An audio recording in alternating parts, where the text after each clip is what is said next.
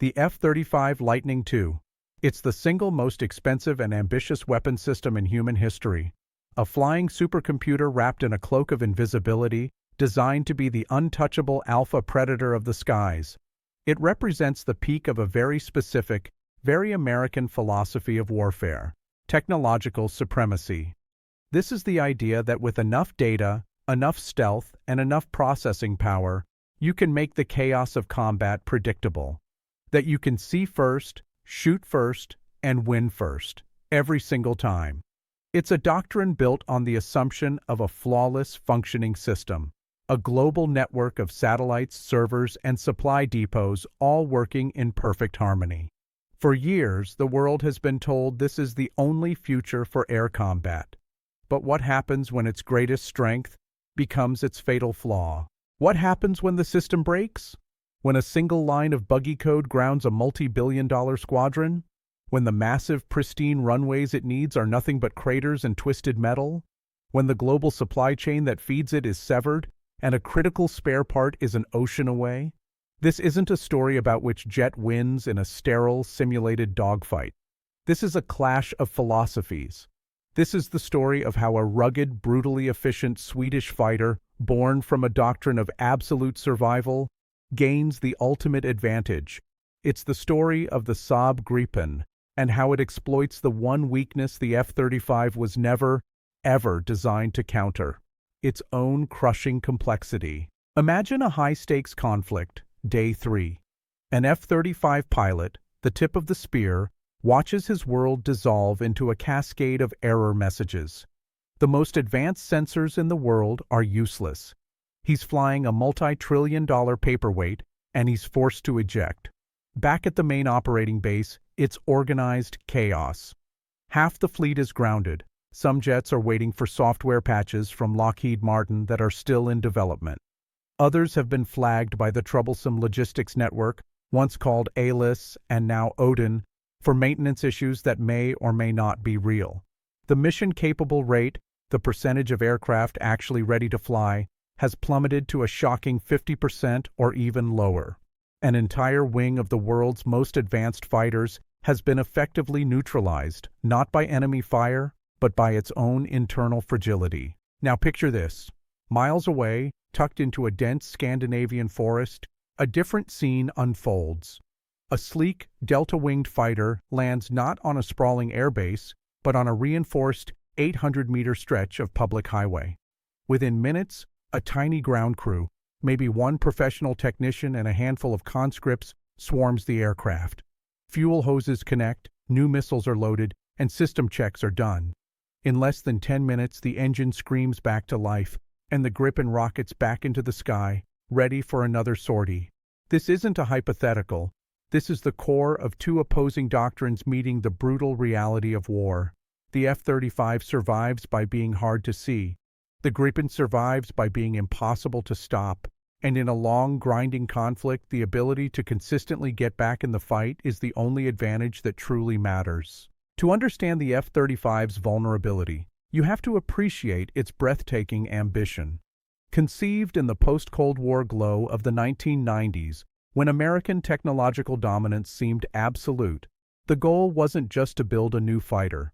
The goal was to build the last fighter. A single, versatile platform for the Air Force, Navy, and Marine Corps, as well as for dozens of allies. A jack of all trades and master of all of them. The core promise was information dominance.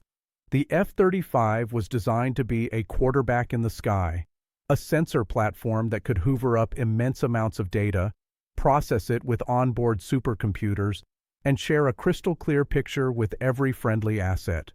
Its stealth wasn't just about hiding, it was about letting its sensors operate undetected, to see the enemy long before they knew they were being watched. In theory, an F-35 pilot would never get into a fair fight. The engagement would be over before the opponent even knew it had begun.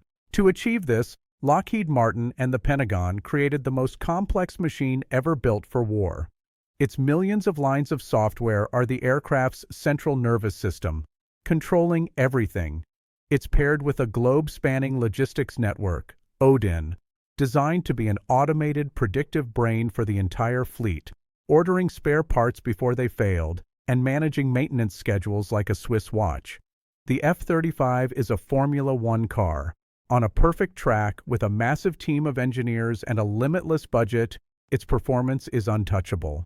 But warfare isn't a Formula One race. It's a brutal, muddy, off-road rally in the middle of a storm. And that's where the F-35's philosophy starts to crack. The very complexity that gives the F-35 its edge becomes its Achilles heel. The software has been notoriously buggy and difficult to update. The much-vaunted Technology Refresh 3, TR3, a critical upgrade, has been plagued by years of delays. This meant that for extended periods, newly built F-35s were delivered with software that rendered them incapable of combat missions, suitable only for training. Imagine buying a Ferrari that's electronically limited to 30 miles per hour until the dealer figures out the engine software. Then there's the logistical beast, Odin. Instead of a seamless brain, it has often been a bureaucratic nightmare, known to be slow and prone to false positives that ground healthy aircraft for maintenance they don't need. It's a centralized system, creating a data bottleneck and a single point of failure. This dependence on a fragile, centralized infrastructure is a massive strategic vulnerability. F-35s require large, established airbases with long, pristine runways, typically 8,000 feet or more. These bases are huge, well-known targets. In a peer conflict, they would be number one on the enemy's target list. Destroy those main bases, and you don't just ground the planes, you cripple the entire support system, the depots, the spare parts, the servers. The whole delicate ecosystem collapses. The result of this crushing complexity is a readiness crisis. For years, the F-35 fleet has consistently failed to meet its mission-capable rate targets. Reports from government watchdogs have painted a grim picture, with fleet-wide mission-capable rates hovering around a dismal 50–55%. In fiscal year 2024, the rate for the Air Force's F-35A had plunged to just 51.5%. This means on any given day, nearly half of the most expensive fighter fleet in history isn't ready for its mission. And the cost of keeping this Formula One car on the road is staggering. The cost per flight hour for an F-35A is often cited at over $42,000, with some estimates from potential customers putting it closer to $48,000. This isn't just a budget line item. It's a strategic constraint. It means fewer training hours for pilots and tough choices for commanders about when to even fly their most advanced asset. The F-35 was built on a promise of perfection, but the messy reality of maintenance, software bugs, and astronomical costs has turned it into a fragile giant. For the antidote to the F-35's philosophy, you have to go to Sweden, a nation with a long history of neutrality, caught for decades between NATO and the Warsaw Pact. Sweden could never assume powerful allies would rush to its aid, or that its air bases would survive a first strike. They couldn't afford a weapon that needed a continent-spanning support network. The Swedish defense doctrine was born from a cold, hard reality. If war came, they would be on their own, and they had to survive. From this doctrine, the Saab Gripen was born. It's not a cheaper F-35. It's the physical manifestation of a totally different way of thinking. If the F-35 is a Formula One car, the Gripen is a World Rally Championship car. It's not designed for a perfect track. It's designed to be thrashed down a muddy forest road, patched up with whatever tools are in the back of a truck, and sent right back out to win the race. Its philosophy isn't technological supremacy, it's operational resilience. This is baked into every aspect of the Gripen's design. Sweden knew its large air bases would be obliterated in minutes in a war with the Soviet Union. So they developed the BAS-90 system, a concept of dispersed operations to turn the whole country into an unsinkable aircraft carrier, scattering their fighters across dozens of small, austere airfields and reinforced sections of public highway. The Gripen was purpose-built for this. It doesn't need a massive, sanitized runway. It can take off and land on a road just 800 meters long and 16 meters wide. Clever design choices make this possible. The canards, the The small wings near the cockpit and powerful wheel brakes create immense aerodynamic downforce, letting it stop incredibly fast without a tailhook or parachute. The engine's air intake is placed high, reducing the risk of sucking in rocks or ice from a rough surface. Think about what that means strategically. An enemy trying to neutralize an F-35 fleet knows exactly where to look. But how do you neutralize a Gripen fleet? You'd have to find and destroy dozens of constantly changing, camouflaged highway strips. It turns a simple targeting problem into a nightmare. The Gripen makes the country's own infrastructure its defense. This resilience extends to maintenance. A fighter jet is only useful when it's in the air. Saab engineered the Gripen so that most repairs can be done right in the field by the squadron's own people. The results are stunning. In a combat scenario, a Gripen can be refueled, rearmed, and inspected in under 10 minutes by a small team. This isn't a marketing claim, it's a core design requirement. An F-35's turnaround is measured in hours. The Gripen's engine, the reliable GE F414, also used in the FA-18 Super Hornet, can be fully replaced in the field in under an hour. The software follows the same principle. Unlike the F-35's monolithic proprietary code, the Gripen E's software is modular, allowing for rapid updates. This gives the operator sovereignty over their own aircraft. An Air Force flying the Gripen can integrate its own systems without being totally dependent on a foreign manufacturer. This all leads to the Gripen's defining characteristic, an exceptionally high operational availability. While the F-35 struggles to break 60%, Gripen operators consistently report rates of 80% to 90% or even higher. It's a jet that is simply ready to fly. And then there's the cost. The Gripen's cost per flight hour is a fraction of the F-35's.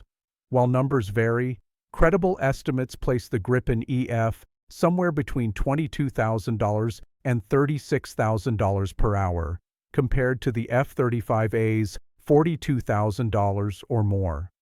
Over a 30-year lifespan, that difference is billions of dollars, money for more pilots, training, and weapons. The Gripen was never meant to be a technological silver bullet. It was born from a different creed. A good enough aircraft you can fly 3 times a day is infinitely better than a perfect aircraft you can only fly once. It's a David designed not to slay Goliath in a single shot, but to wear him down and outlast him. To truly grasp the chasm between these philosophies, let's play out a scenario. A near-peer conflict has erupted. One Air Force flies the F-35, the other, the Gripen. This is the story of the first 72 hours. The war begins as expected, with a decisive blow from the F-35s. Flying high and fast, their stealth performing flawlessly, they slip past enemy air defenses undetected. Their sensors map the battlefield, and from dozens of miles away, they launch precision munitions. The targets are destroyed before they ever knew they were in danger. It's a textbook execution of the F-35's promise: see first, shoot first, kill first. The Gripen squadrons, lacking that all-aspect stealth, face a tougher fight. They use their advanced sensors and electronic warfare to find gaps in enemy coverage, relying on speed and networked data to survive. They launch long-range missiles, but it's a more dynamic, reactive fight. On paper, the opening salvo is a clear win for the F-35. But war doesn't end on day one. The surviving jets return to base, and here, the stories diverge dramatically. The F-35s land at their main operating base, a massive hub hundreds of miles from the front. Each jet is plugged into the Odin network. One returns with a minor hydraulic leak. The maintenance manual dictates a complex, multi-hour diagnostic. Another has an intermittent software fault. The onboard diagnostics can't pinpoint it, so Odin flags the jet as non-mission capable. A request for a patch is sent stateside, but who knows when that will be verified and deployed. The turnaround for even the healthiest F-35s is measured in hours. The flight line is becoming a parking lot. Meanwhile, at dozens of dispersed locations, the Gripens are coming home. One lands on a highway strip, taxis into a camouflage shelter, and is met by its crew. They perform a hot refuel, while another team loads a fresh set of missiles. In just under 15 minutes, it's taking off again. Another Gripen returns with shrapnel damage to a canard. At a larger road base, a mobile maintenance team is waiting. The damaged part is a line-replaceable unit, LRU, designed to be swapped out quickly. The whole process takes less than an hour. For every single sortie the F-35 squadron is managing to generate, the Gripen squadron is generating 3 or 4 or 5. 2 days in, the strategic picture is turned on its head. The enemy has adapted. They've located the single large F-35 airbase and targeted it with a barrage of long-range missiles. The runways are cratered. The main fuel depot is an inferno. Most of the jets are safe in their hardened shelters, but they're trapped. They can't fly. The F-35 squadron's mission-capable rate has fallen into the single digits. The world's most advanced fighter has been defeated without a single shot fired at it in the air. It was defeated by an attack on its infrastructure. For the Gripen force, the enemy's strikes are a nuisance, not a catastrophe. They lost one highway strip, but that was just one of dozens of locations. The rest of the force simply relocated, melting back into the landscape. Their operational tempo is relentless. They are constantly in the air. They may have lost the first exchange on day 1, but they are dominating the sky on day 3. The Gripen isn't winning because it's stealthier or has a better radar. It is winning because it is available. It's winning because its design philosophy acknowledged a fundamental truth of warfare. In a real war, everything breaks. The side that can adapt to that chaos is the side that will endure.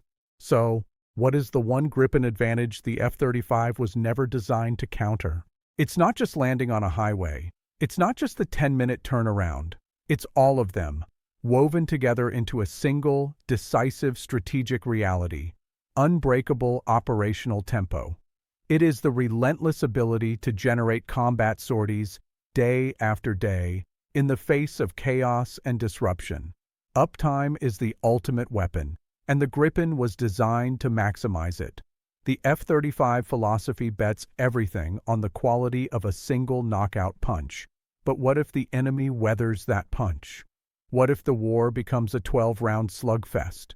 In a war of attrition, the ability to absorb losses and get back into the fight is far more important than the theoretical capability of a single platform.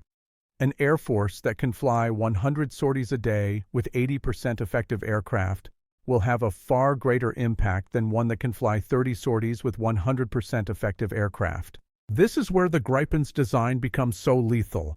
Its ruggedness, minimal logistical footprint, and ease of maintenance are offensive weapons. They allow a commander to maintain persistent pressure and allow an air force to survive a devastating first strike and immediately retaliate. This advantage extends beyond the battlefield. For a country choosing the F-35, it means buying into a system of dependency. Your ability to defend your own airspace is tied to a logistics and software pipeline controlled from another country. The Gripen philosophy, by contrast, is one of sovereignty. Saab actively promotes technology transfer and local production. For potential customers, Saab has pitched a level of local control, including over software, that's unthinkable in the F-35 program. This means a nation's defense is truly in its own hands. This is the advantage the F-35's design was never incentivized to counter, because its entire model is built on centralized control. The F-35 is strategically visible but tactically stealthy. Its bases are known, but the jet is hard to see. The Gripen is the opposite. It's tactically visible but strategically stealthy. The jet can be seen on radar, but its ability to disappear into the landscape makes the force impossible to pin down. In the end, the clash between the F-35 and the Gripen is a clash between two visions of war. One sees war as a solvable problem of data and technology. The other sees it as an inherently chaotic, attritional struggle. One builds a scalpel for a perfect incision. The other builds a sledgehammer, designed to keep swinging. The uncomfortable truth is that history shows wars are rarely clean or short. They are bloody, grinding contests of will and capacity. In that kind of fight, the ability to simply stay in the ring, round after round, is the most powerful advantage of all. The Gripen doesn't just fight, it endures. And that's the one thing the F-35 was never built to do. So, is the Gripen a better fighter than the F-35? As we've seen, that's the wrong question. It's like asking if a Formula One car is better than a World Rally car. The answer depends entirely on the race you're running. On a perfect day, the F-35 is in a class of its own. Its combination of stealth, sensor fusion, and networked warfare is the absolute peak of aeronautical technology. It's designed to ensure the fight is never fair. But the moment the system frays, the moment the runways are cratered and the software glitches, the F-35's immense strength becomes its fatal weakness. Its dependence on a vast, fragile, and centralized ecosystem makes it a glass cannon. The Gripen was forged in the opposite fire. Born from a small nation's need to survive alone, it embodies a different philosophy: resilience over supremacy, availability over complexity, and endurance over a knockout punch. It's a weapon that assumes failure and is therefore never defeated by it. The real advantage the Gripen holds is a mindset. It's the recognition that in war, what can go wrong will go wrong. It is the understanding that the ability to fly a mission on day 30 is just as important, if not more so, than flying the perfect mission on day 1. The F-35 was built to win the war. The Gripen was built to make sure you don't lose it. In an age of increasingly complex systems, the simple, brutal logic of the Gripen's design offers a powerful lesson. Sometimes the most decisive advantage isn't the most advanced technology, but the simple ability to keep fighting. Now, we want to hear from you. We've seen a clash of philosophies: technological supremacy versus operational resilience. Which philosophy do you think is more relevant for the future of warfare? Which aircraft would you want defending your skies when the system breaks? Let us know your thoughts in the comments below.